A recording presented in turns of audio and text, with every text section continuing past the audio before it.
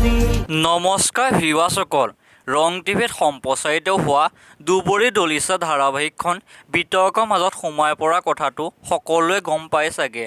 নিজকে চিকিৎসক, কাহিনী লিখা বুলি পৰিচয় দিয়া ভণ্ড ব্যক্তি এজনৰ বাবে বিতৰ্কৰ মাজত সোমাই পৰিছে দুবৰি দলিচা ধাৰাবাহিকখন। সেই ব্যক্তিজনে কি মন্তব্য দিছিলে চাওঁ আহক। এলৈকে কিমানটা ষ্টৰী আপোনাৰ টিভি চেনেলত চলিলে? আপুনি এতিয়াতো তিনখন মানে এতিয়াতো এখন ৰানিং চলি আছে, দুবৰি দলিচা মানে সেইটো চলি আছে ৰেঙনিত 7:30 বজাত। এজন ভণ্ড ব্যক্তিয়ে এটা ইণ্টাৰভিউত দুবৰি দলিচা ধাৰাবাহিকখন নিজে লেখা বুলি মন্তব্য দিছে। কিন্তু এই ধাৰাবাহিকখন লিখিছে দেৱজিৎ বৰাই। এজন ব্যক্তিয়ে নিজৰ পৰিচয় ডক্টৰ তন্ময় কাশ্যপ হিচাপে পৰিচয় দিছিল। পেছাত এজন ডক্টৰ তন্ময় কাশ্যপ পেথলজিষ্ট বুলি ক'লে হয়তো বাটচালা চবেই জানে। অৱশেষত এই ভণ্ড ব্যক্তিজন ডক্টৰ তন্ময় কাশ্যপ নামটো ভুৱা হৈ পৰিল। আপোনাৰ নাম তৈলক্য তালুকদাৰ, আপুনি ডক্টৰ তন্ময় কাশ্যপ বুলি কৈছিল কিয়?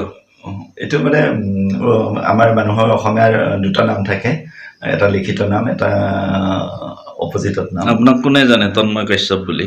পুৰণাখিনি জানে, কিন্তু তাৰ মাজতে এনেকুৱা ধৰণৰ ভুল কিছুমান প্ৰচাৰ কৰাৰ কাৰণে বেয়া লাগিছে। আৰু আপোনালোক দুইজন ব্যক্তিয়ে যিজনে ইণ্টাৰভিউটো লৈছে তেখেতো আৰু যিজনে ডক্টৰ বুলি পৰিচয় দিছে তেখেতো দুইজনে কিন্তু ক্ষমা বিচাৰিব লাগে অসমৰ ৰাইজৰ ওচৰত।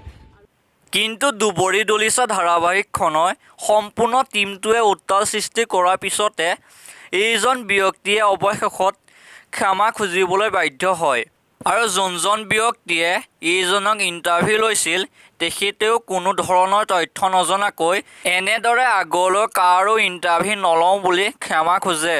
বাইদেউ আৰু সকলো অসমবাসী বা অসমৰ ৰাইজকে মোৰ ভুলটো মই লৈছোঁ, মানে মানি লৈছে আপুনি? মানুহৰে ভুল হয়, এইটো আৰু ভুল বুলি মই লৈছোঁ।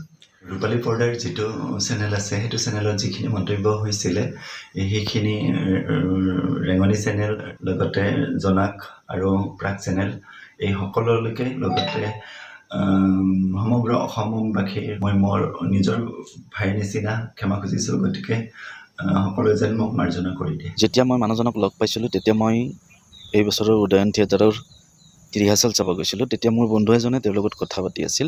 কথা পাতি থকাৰ পিছত তেওঁৰ বিষয়ে গম পালোঁ যে তেওঁ দুবৰি দলিচা, নিয়ৰৰ ফুল বা ফাগুন এনেকৈ বহুতো ধাৰাবাহিকৰ লগত তেওঁ জড়িত। তেওঁ স্ক্ৰিপ্ট লিখে বা নাট্যকাৰ বুলিও ক'ব পাৰি। তেখেতে যিখিনি আমাক কৈছিল সেই সময়ত গম পোৱা নাছিলোঁ তেখেতে যে মিছা কথা কৈছিল বা তেখেতৰ গোটেইখিনি কথাই যে মিছা হ'ব তাৰ কোনো প্ৰমাণ কৰিবলৈ মই যোৱা নাছিলোঁ। সেইটো মোৰ ভুল আছিল যে মই কোনো ডিটেইলছ নজনাকৈ তেখেতৰ এটা ইণ্টাৰভিউ লৈছিলোঁ আৰু মোৰ ইউটিউব চেনেল ৰূপালী পৰ্দাত মই পাব্লিছ কৰিছিলোঁ। সেয়েহে প্ৰাগ চেনেল, ৰেঙনি, জোনাক, দুবৰিৰ দলিচা, নিয়ৰৰ ফুল, ফাগুন এই সকলোৰে লগত জড়িত থকা কলা-কৌশলী বিষয়ববীয়া তথা সমগ্ৰ অসমবাসী ৰাইজক মই মোৰ ভুল হোৱা বুলি স্বীকাৰ কৰিছোঁ, যাতে কোনেও ভিডিঅ'টোৰ কাৰণে দায়িত্ব নধৰে। মোৰ হৈ যোৱা ভুল ত্ৰুটিৰ মই ভিউৱাৰসকল, দুবৰি দলিচা ধাৰাবাহিকখনৰ টীমটোৱে এক ক্ষমা কৰি দিবনে বাৰু? জানিবলৈ পাব ইয়াৰ নেক্সট ভিডিঅ' চাবলৈ আপোনালোকে মোৰ চেনেলটো ছাবস্ক্ৰাইব কৰি ল'ব। ধন্যবাদ।